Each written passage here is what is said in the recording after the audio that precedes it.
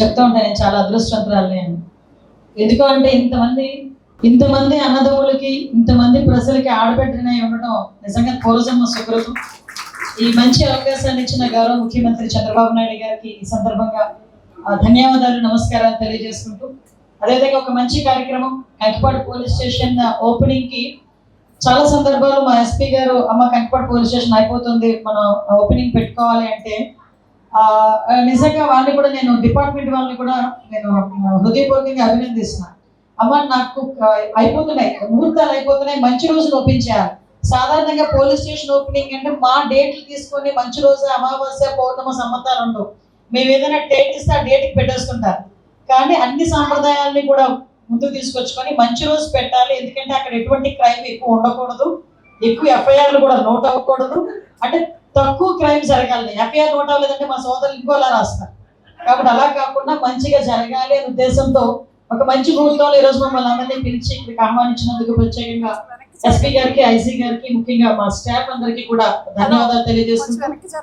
ఈ రోజు ఈ కార్యక్రమానికి తనకి ఎన్ని పనులు ఉన్నా కూడా కంపల్సరీగా పోలీస్ డిపార్ట్మెంట్ కి తన సర్వీసెస్ ఎప్పుడు ఉంటాయి, నేను ఎప్పుడు కూడా అండగా నిలబడతానని ఎప్పుడు కూడా ముందుండే మీ అందరి అభిమాన మంత్రి గారు, మా సోదరుడు కొల్లు రవీంద్ర గారికి ప్రత్యేకంగా ధన్యవాదాలు, నమస్కారాలు తెలియజేసుకుంటూ, ఈ రోజు మార్నింగ్ అయితే బుల్లెట్ మీద మొత్తం ఊరంతా తిరిగేసి మొత్తం అన్ని గ్రీవెన్సెస్ తీసుకొని సాయంత్రం అయ్యేసరికి ఆఫీస్కి వెళ్ళి ఏమైందని అడగటం. ఇందుకు నేను సోదరుడు బోడే ప్రసాద్ గారు నేను నేర్చుకున్నది కూడా ఒకటి ఉంది.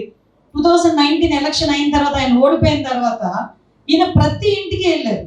ప్రతి ఇంటికి వెళ్ళి, అమ్మ నన్ను ఇంతవరకు మీరు నన్ను ఆదరించారు, సంతోషం, ఇంకా నేను ఏమైనా తప్పులు చేస్తుంటే కనుక క్షమించండి, ఫర్దర్ గా మంచి చేస్తానని మళ్ళా తిరిగి అదే కాన్స్టిట్యున్సీలో ఎన్ని ఒడిదుడుకులు ఎదుర్కొన్నా కూడా ఒక మంచి మెజార్టీతో గెలవడమే కాదు, ఈ రోజుకి కూడా పబ్లిక్ కి అతి చేరువుగా ఉన్న ఎమ్మెల్యేగా గుర్తింపు పొందిన మా సోదరుడు బోడే ప్రసాద్ గారికి నేను ప్రత్యేకంగా ధన్యవాదాలు తెలియజేసుకోవాలి. ఎందుకంటే ఏదైనా ప్రతి ఒక్కరిలోని మంచి చెడు ఉన్నప్పటికీ కూడా మంచిని గ్రహించే బాధ్యత కూడా రాజకీయ నాయకులు మేము తీసుకోవాలి.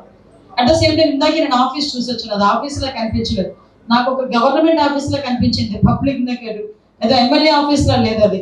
సో ఒక మంచి సర్వీస్ చేస్తున్నందుకు ప్రత్యేకంగా ధన్యవాదాలు. అదేవిధంగా మరొక సోదరుడు, మేమందరం కూడా కేకే అంటాం, ఈ నిజం పేరు పెట్టారంటే పిలిచినా కూడా అది ఎవరో వెళ్ళిపోతున్నారేమో అనుకుంటాం, కానీ మా అన్న సోదరుడు కేకే గారికి హౌసింగ్ కార్పొరేషన్ చైర్మన్, ఆయన అదృష్టం నా అదృష్టం తెలియదు కానీ ఆయన హౌసింగ్ కార్పొరేషన్ చైర్మన్ అయిన దగ్గర నుంచి నేను ఎప్పుడు వచ్చినా ఏదో పోలీస్ స్టేషన్ ఇనాగ్రేషన్ లోనే నేను వెళ్తున్నా ముందుకి.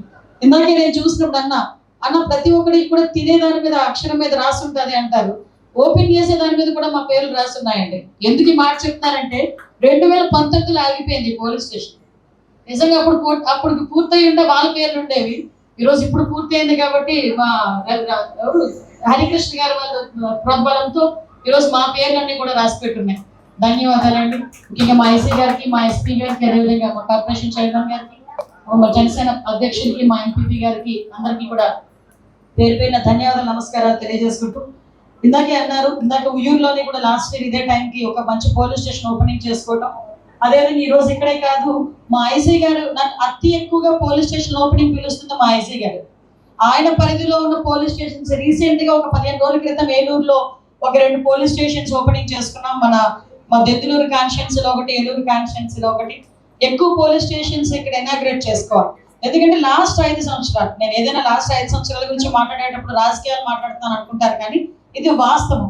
కనీసం పోలీసులకి ఎటువంటి ఇన్ఫ్రాస్ట్రక్చర్ ఇవ్వకుండా 24 గంటలు పోలీసులు రోడ్డు మీద నుంచోబెట్టే పరిస్థితి నుంచి ఈరోజు పోలీసింగ్ చేయాలి అంటే గనక వాళ్ళకి ఫెసిలిటీస్ కల్పించాలనే ఉద్దేశంతో కంపల్సరీగా పోలీస్ స్టేషన్స్ ఓపెనింగ్సే కాదు, ఈ రోజు ఏదైతే రిక్రూట్మెంట్ ఉందో, ఇందాకే సోదరులు చెప్పారు, 6000 మంది పోలీస్ కానిస్టేబుల్ ని ఒకే వేదిక మీద వాళ్ళతో పాటు వాళ్ళ పేరెంట్స్ ని కూడా పిలిపించి వాళ్ళందరికీ కూడా సత్కరించి అపాయింట్మెంట్ ఆర్డర్లు ఇచ్చిన ఏకైక గవర్నమెంట్ ఏదైనా ఉందంటే అది మన ఎన్డీఏ కూటమి government.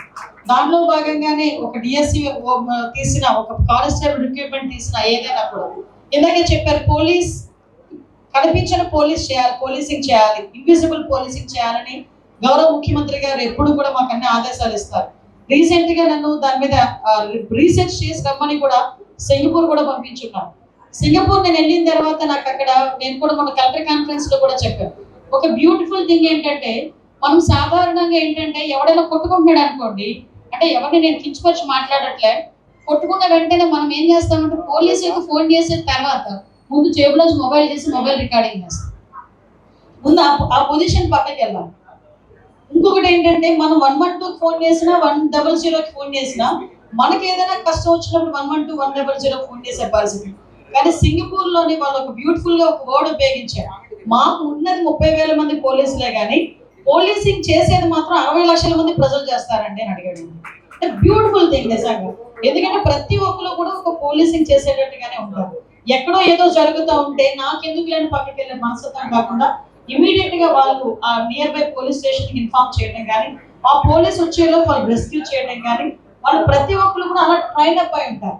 At the same time ఇప్పుడు మన పిల్లల్ని మనం డిఫెన్స్ లోకి పంపించాలంటే చాలా మంది ఆలోచించుకుంటారు. కానీ అక్కడ +2 చదివిన తర్వాత ఇంటర్మీడియట్ చదివిన తర్వాత ప్రతి ఒక్క పిల్లాడు కూడా డిఫెన్స్ కోచింగ్ 2 years కోచింగ్ చేసుకొని రావాలి. సో ఇలాంటివన్నీ చాలా అడాప్టింగ్ ఉన్నాయి. డెఫినెట్ గా అలాంటివన్నీ మనం నేర్చుకోవాలి. నేను కోరుకునేది ఒకటే, ఈరోజు CCTV కెమెరాస్ అంటే ఎలా ఉంటదంటే ఇందాకే చెప్పారు, మనం ఏదో అంటారు కదా పిల్లి పాలు తాగుతున్నాడు చూడలేదు అనుకుంటారు. అలాగే విధంగా దొంగతనం చేసేవాడు కానీ నేరం చేసేవాడు కానీ నన్ను ఎవరు గమనించలేదు అనుకుంటారు. కానీ టెక్నాలజీ ఎంత పెరిగిందంటే ఇప్పుడు రీసెంట్ గా పెట్టబోయే కెమెరాస్ కూడా ఈవెన్ అందులో ఏదో ఒకటి 4-5 రికగ్నిషన్ చేసుకొని ఏదో ఒకటి కామన్ గా ఉండొచ్చు, 2 కామన్ గా ఉండొచ్చు. ఏదైనా అన్కామన్ గా ఏదైతే ఉండదో కొంచెం స్పెసిఫిక్ గా ఏదైతే ఉందో దాన్ని పట్టుకుని నేరస్తులను పట్టుకునే పరిస్థితి. ఈ రోజు కృష్ణ SP గారిని మా ఐసీ గారిని కూడా నేను ప్రత్యేకంగా అభినందించాను. మొన్న కలెక్టర్ గారు కాన్ఫరెన్స్ అయిన తర్వాత ఫస్ట్ టైం ఒక మీటింగ్ లో నేను మాట్లాడుతున్నాను. ఆ రోజు ప్రత్యేకంగా గౌరవ ముఖ్యమంత్రి గారు కూడా SP గారిని కూడా అభినందించడం జరిగింది. మహిళల మీద జరుగుతున్న నేరాల్లో కృష్ణా డిస్ట్రిక్ట్ ఈ రోజు తగ్గింది, నేరాల సంఖ్య తగ్గి స్టేట్ లోనే మొట్టమొదటి స్థానంలో ఉంది అని చెప్పడానికి ఆ రోజు సార్ కూడా చాలా అభినందించారు. నేను కూడా మీ అందరి తరఫున నేను స్పీకర్